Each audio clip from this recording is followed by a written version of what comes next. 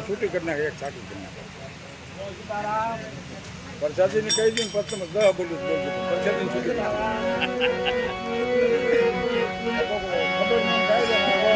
તો રામ કહે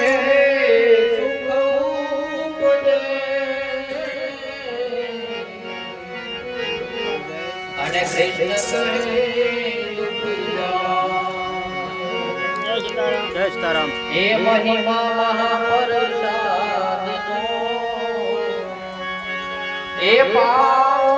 પ્રિય ગાય રામચંદ્ર કે